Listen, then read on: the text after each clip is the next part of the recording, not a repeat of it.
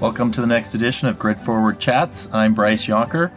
Today we have with us former Commissioner of the Washington Utility and Transportation Commission, maybe the only UTC, lots of PUCs out there.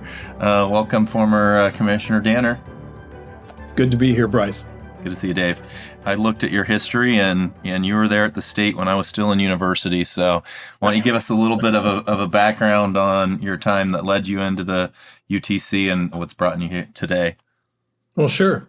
I retired on January 1st as the chair of the Washington Utilities and Transportation Commission, and that's the state agency that regulates the rates and services of investor-owned energy utilities. I started as a telecom attorney in private practice back in District of Columbia, and I moved back to the Pacific Northwest, where I'm from, in 1992. I worked as counsel to the State Senate Energy and Utilities Committee, and then I worked later as a policy advisor for Governor Gary Locke, focusing on energy and telecommunications issues. And then he appointed me to the state's environmental hearings boards. I served there for exactly a year before I was recruited to be the executive director of the Washington UTC. And then in 2013, Governor Inslee appointed me as the chair of that commission, and I served 2 6-year terms, again, retiring in January.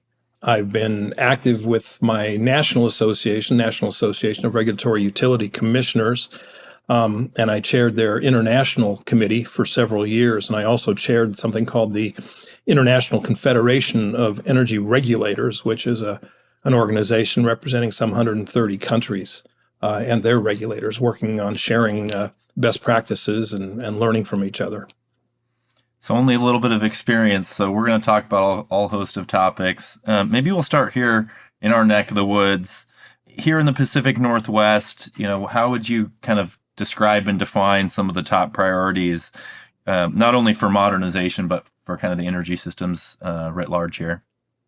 Well, as you know, the Northwest is kind of a different animal. We have a very diffused system here where we have investor-owned utilities that are regulated by the UTC.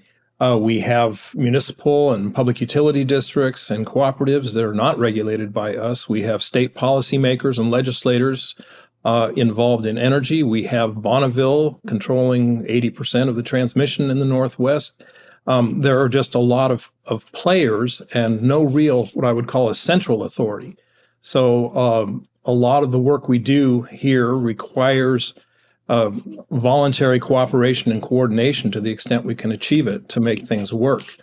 I have to say, we've been holding things together, but as I stepped down in the last 2 months, I've had some real concerns about the confluence of events up here, and I think we have some real issues to address. As a regulator, of course, my concerns are about affordability and safety and reliability. And all of those things are being challenged right now. We have, inflation, labor costs, supply chain issues. In our state, we have clean energy mandates like the Cap and Trade or Cap and Invest program and the Clean Energy Transformation Act that mandates that we have to be off coal by the end of this year, and we have to be 100% carbon free by 2045. And then on top of that, we have issues with climate impacts. We have extreme weather and we have wildfires. We have reduced hydro. And we're doing all of this at a time we really need more transmission in our neck of the woods. We need more transmission investments, and we're going slow on that. So all of those are reasons that I would say I don't sleep at night, but I'm retired now, so it's actually not on my shoulders anymore. The state of Washington leveraged federal resources to pretty significant extent. So maybe you can talk a little about the role between federal resources, the role of states, and where these different jurisdictions come together to support grid advancing capabilities, and maybe how that might be evolving a little bit right now. Yeah, thanks. I mean, it's a really it's more complex than you would think. Of course, we had in the Biden years, we had the IIJA and the IRA and these programs that sent a lot of funding, and that went to in our state, the Department of Commerce, and they were the grant administrator. We also had utilities that were eligible for applying for those funds directly. And that was all really useful. I'm concerned that that faucet is being shut down right now.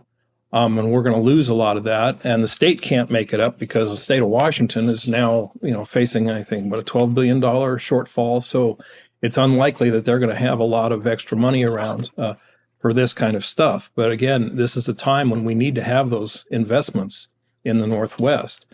I think it's, I look to BPA and they have borrowing authority, and I would like them to get very active, and there has been some movement recently, but I think that they have unfortunately not been as active as I would have hoped in getting a lot of transmission built in the last 4 years. Absolutely. Yeah, we talk about kind of the capital expenditure bias with your guaranteed rate of return on approved investments. I know Washington State has done some by way of performance-based regulation, or at least kind of trying to align incentives with the direction that the operators are taking their investments. How do we nudge that series of regulatory structures in a productive direction without getting it so complicated that we kind of trip over ourselves? Well, for the commission, performance-based regulation is still a work in progress. There is a rulemaking open. There was when I left, and still looking at it. But we've also had some rate cases where some metrics were put into place. But they're really at this point, I would call them preliminary and iterative. There is concern because, boy, when the interested parties in our rate cases came out, boy, they had so many suggestions for metrics, and you just can't have 500 metrics. And you can't have anything that is really outside of the control of a utility. They really have to be performance metrics that a utility can take concrete steps to meet them. So it is still a work in progress. Determining what is and what isn't in control of a utility is often a hard thing to do, even with outages. I mean, we do SAIDI and SAIFI standards, for outage duration and outage frequency. A lot of times, outages are not within the control of a utility. I mean, it's extreme weather, or it's a drunk driver. I mean, there's all sorts of reasons. You can build a bulletproof system, but it's going to be very expensive. And so you have to figure out what is an appropriate compromise. So performance-based regulation in Washington is still a work in progress.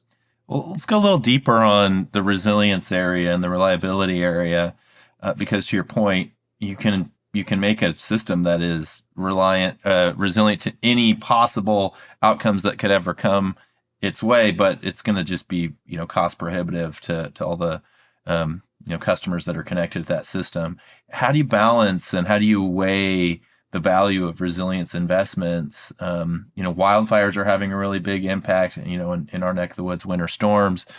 How do you determine what's prudent and what's not? Because when those resilience investments need to be counted on, they're very, very high value. So how do you weigh those investments? It's a really good question, Bryce, and it's difficult. It's something you really kind of have to look at on a case-by-case basis as a regulator when you're reviewing these things. But we require our utilities with wildfires, for example, we require them to submit wildfire plans, briefings. We look at them. We don't approve them right now, although I think there may be legislation to change that.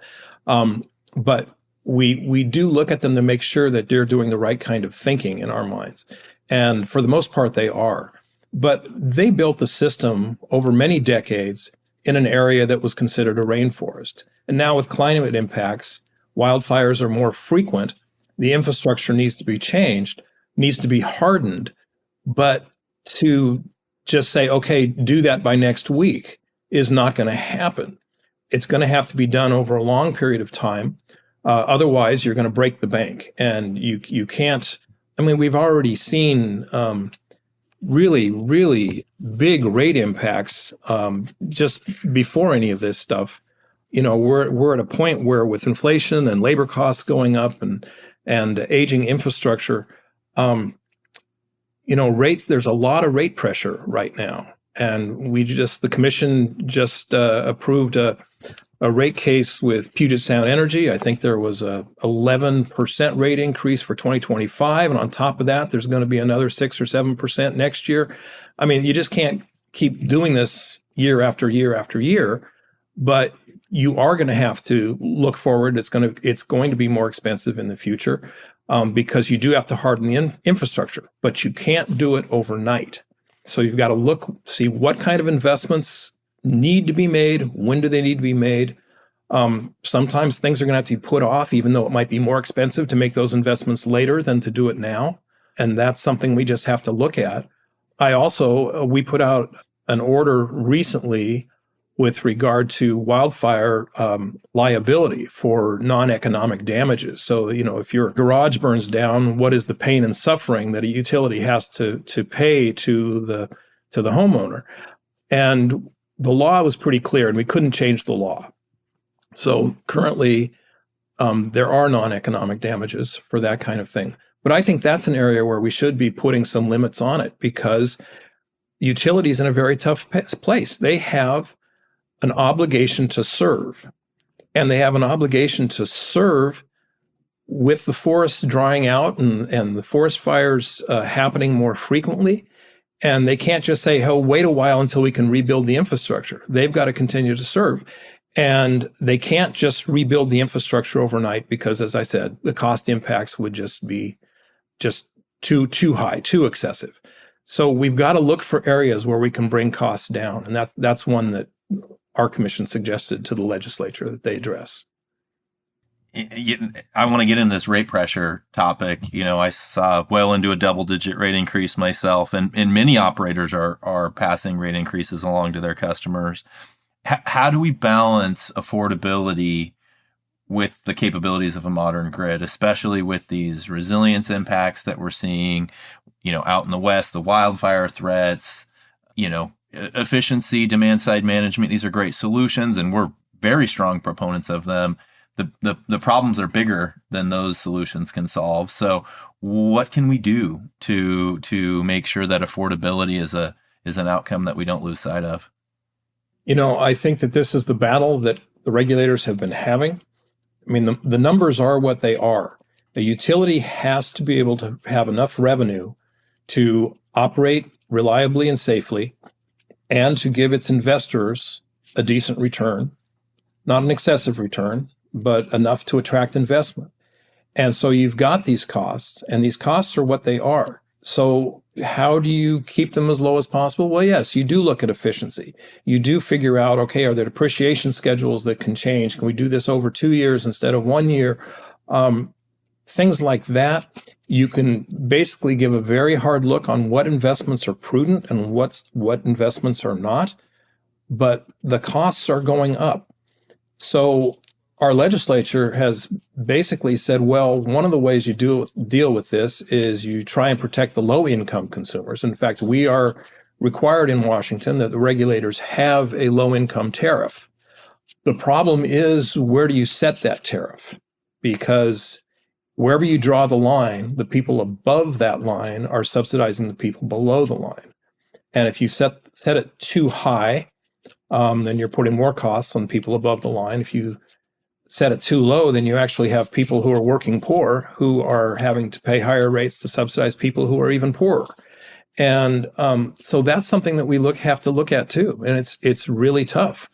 I think we just have to figure that costs are going up, and we're going to take it on a case-by-case basis, but it might be a losing battle. We just look where we can cut costs, but costs are going up. Let's talk a little bit about that case-by-case basis.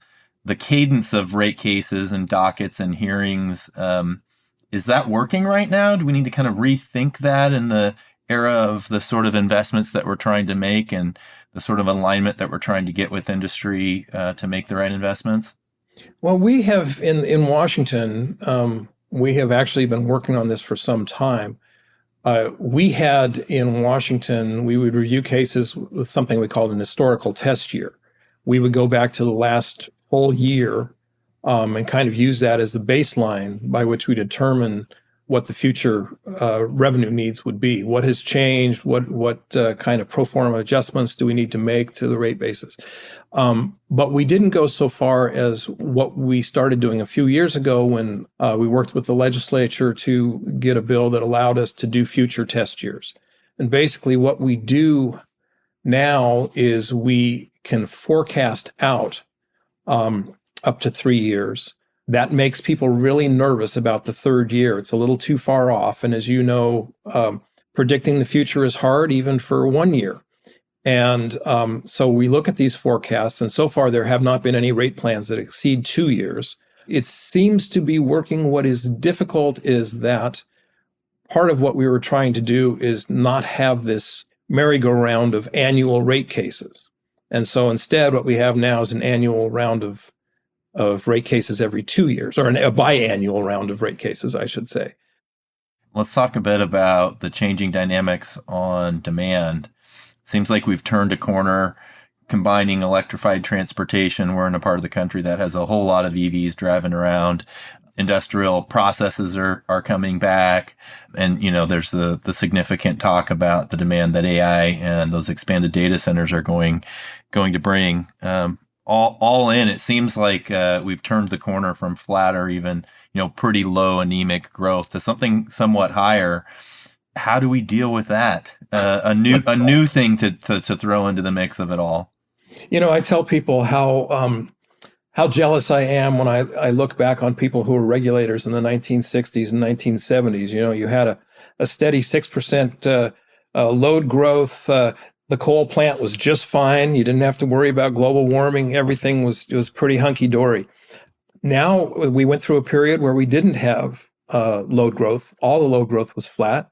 We're now in a situation where there is going to be, I think, some significant load growth. And we have to figure out where that energy is coming from and how we're going to get it to the loads that have to be served. Again, as we discussed before, energy efficiency has to be a big part of this. We have to do that wherever we can. And that's going to be true of data centers as well. I think that at some point, we've got to figure out how to conserve or get more efficient data processing. And might be that's on the user. We can talk about time of use rates and things like that. I'd like to see that on the data processing side too. Should I be paying for my neighbor's access to cat videos? Do I need AI to get me a recipe for brownies? I mean, it's just, I just think I would like to see them get in the act and figure out how we can reduce the demand for AI. Short of that, I'm very concerned because you're going to be seeing utilities having to go out to the market, and maybe there's a PPA out there, a project out there for which they would get a bid for a contract, and they're going to be bidding against the tech companies now who need that power for their data farms or data servers. And is that going to drive the costs up for everybody? And again, we need more generation, we need more transmission, and we need to look at conservation. And I think we're really just starting that conversation. Costly distribution upgrades, frequent extreme weather events, demand surging from an onslaught of distributed energy resources adoption. Do these challenges sound familiar? If so, you need Virtual Peaker's cloud-based distributed energy platform. We're empowering modern utilities with next-generation virtual power plant solutions to maximize the value of DERs. The Virtual Peaker platform unifies all aspects of DER management, from DERMS to customer engagement and demand forecasting. Learn more at virtual-peaker.com.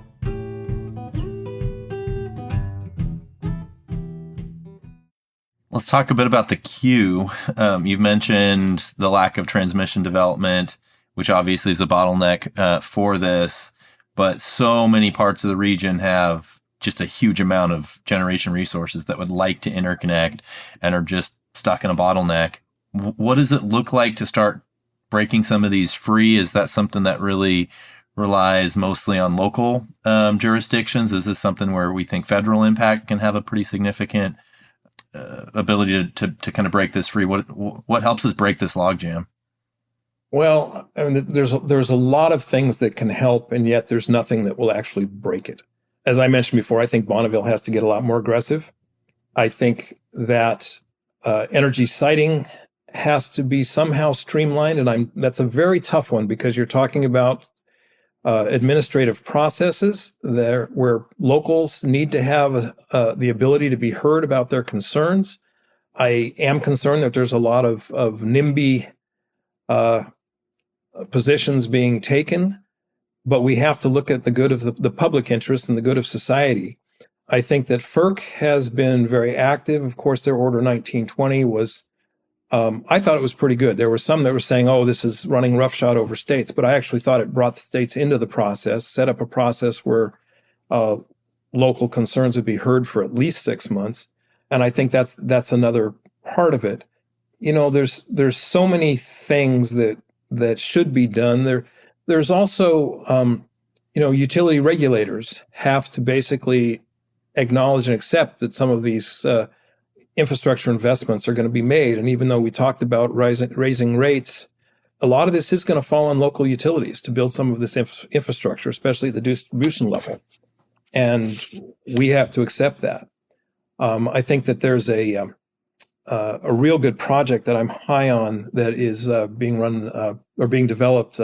Ray Gifford from Colorado and Bob Rowe, both former regulators, have been working on a Western Transmission Consortium, which is basically a voluntary program.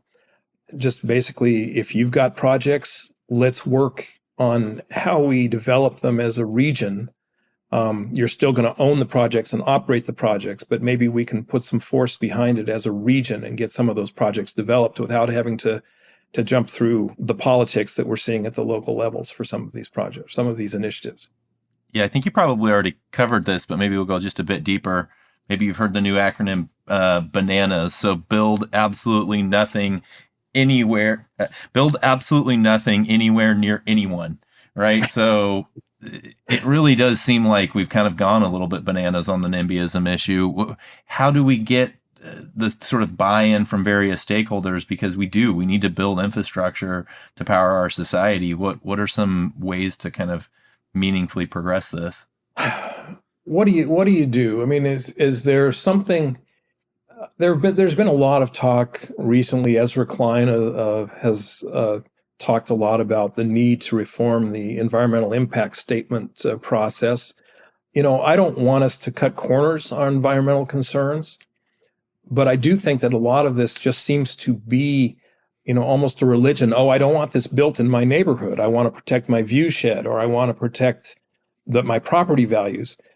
And those statements are taken sometimes without real thought to, will it really affect your view shed? I just think we need to somehow develop a mindset that, boy, as a society, the only way we're going to function is if we have electricity, and the only way we're going to get electricity is if we build it and deliver it to the users.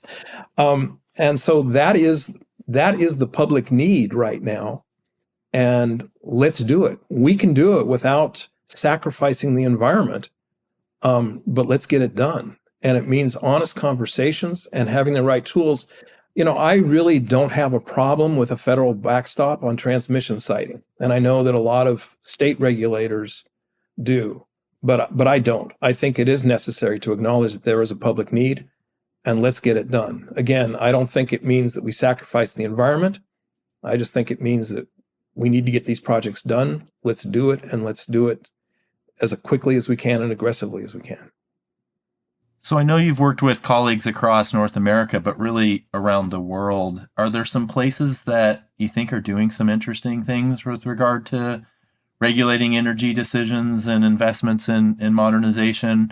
It seems like we're kind of past the least cost regulation only, right? Everybody's considering some other elements that they need to look into for these decisions. But are there some interesting frameworks that you kind of are thinking? Coming up? First of all, I just want to say, I don't think we ever get past the least cost. I mean, the term we use is lowest reasonable cost. So if it's not the lowest cost, but there are reasons why it makes sense to go with the more expensive option, you can make that case. But for the most part, we still think that, you need to keep the eye on costs. I've been working in a number of developing countries where I can say the process is almost authoritarian, and that they do run roughshod over local concerns. And I don't think that's the right approach to take. I think Europe has been doing some amazing things with regard to grid enhancing technologies and some energy efficiency and those kinds of things. Because they have the same as Washington or similar to Washington, they have green power mandates that they have to meet, and they're going along, and they've certainly had their challenges in recent years. But I think that for the most part, there's a lot of things I've seen in other countries that I don't think we should emulate here. I do believe in independent regulation, in regulators who are free from being told what to do by elected officials, or in many cases, non-elected officials, but government ministers and so forth. And I wouldn't emulate that. I think we've got a good process here. What we do need to do, though, is we need to recommit, keep our eye on the ball, because we have to compromise. We need power. We need power now, and we need to get it to the load. Last question, and you've already covered a lot of this, so it's a kind of a balance between these two areas. So how much of a balance do you think public policy and regulation, and in that bucket I might put incentives, regulatory process and rates, a lot of the stuff we've been talking about, versus market signals, supply and demand, regional markets, the prices? How much of those two areas do you think impact what we actually decide to build and how the grid actually takes shape in a reality? Oh, how to unload that one, how to unpack that. I think that public policy drives so much. I mean, obviously having a cap and invest program in the state of Washington, having CETA, even if we go back to the renewable portfolio standard, all of that basically moves things. The renewable portfolio standard really set a lot of things in action. So I don't know where we go from here. Of course, there are efforts to ban natural gas and put limits on that. And I don't know where that's going to go, but I do think that, strong building codes, things like that are going to be, those are going to have to come from policymakers. Regionally, the conversations that we have over development of markets or the Western Resource Adequacy Program, those are all really important and are going to make fundamental differences in the West. I believe that, there's the development of a regional market. I think we do need to look at that. I know there was a lot of resistance after the 2000-2001 California energy crisis. People distrusted markets and they distrusted FERC. And I think we've kind of gotten over that. I think FERC has shown itself to be very respectful and very open to listening to the concerns in the West. And I think we've seen the benefits with the energy imbalance market in the West, that the markets do have real benefits, and we need to explore those. So if we're looking for a day-ahead market, let's do it. Whether we're going to go with the California ISO or whether we're going to go with the Southwest Power Pool, I would like it to be based on numbers. I would like the Pathways initiative that was started a year and a half ago to really be allowed to go forward, because it will address some of the concerns about the California legislature's influence over CAISO, and so how that would affect the enhanced day-ahead market. But I think that a lot of that work at the regional level is really important, probably the most important work that's being done. Former Commissioner, former Chair, Dave, good to have you on. Thanks for all your service to Washington State and the industry. Well, thank you very much, Bryce. And I'm enjoying retirement, but I'll probably keep my toe wet and hope we get a chance to talk again. Thanks again to our season sponsor, Virtual Peaker. If you enjoy Grid Forward Forum, please follow us on your favorite podcast platform, give us a like or a review, and tell your colleagues. You can listen to all episodes and learn more about our efforts to advance the grid at gridforward.org.